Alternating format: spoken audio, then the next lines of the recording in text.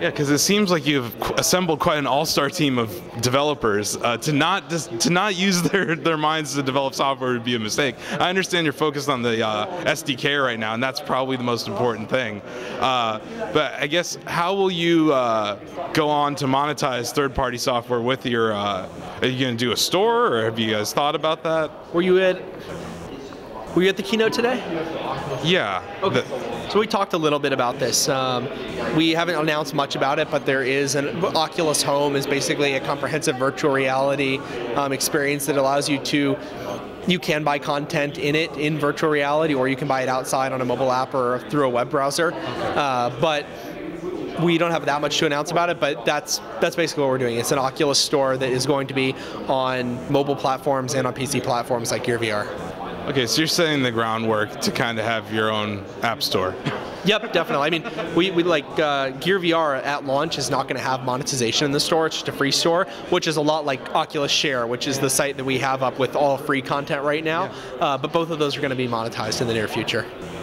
Interesting. So the near future, nothing was mentioned about consumer version 1, and I'm just wondering, Christmas next year maybe? Should I save some money?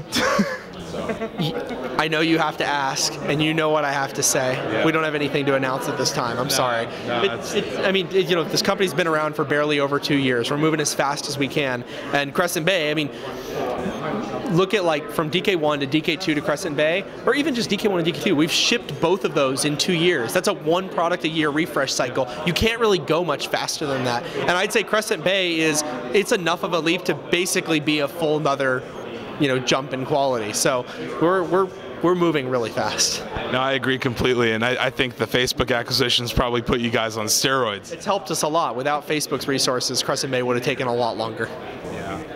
Cool. Well, I guess I just have one other thing to ask you. We have a community, a lot of developers on our website on Shacknews. A lot of people there, are using your DK2s right now. What's the one bit of advice you could give a developer that's either on your platform or just in general about making a good product? Making a good product. Have other people judge it. Don't judge it yourself, and don't have people that are invested in what you're invested in. And I don't even mean financially, I mean emotionally. We all believe in virtual reality at Oculus. All these developers here believe in virtual reality. So they're going to be very forgiving when it comes to virtual reality experiences and software and products in general. You should really try to think from the perspective of a non-virtual reality super geek. Show it to normal people, get their feedback on it. And a lot of people will say, whatever, it's just not that interesting to me. And you should take that feedback and think, maybe this should inform the way that I'm trying to direct my thing. And maybe you do want to make software that is only for the VR super geeks, but it's good to be aware of that going in rather than trying to, market to people who are not necessarily going to be interested in your product or can't handle it.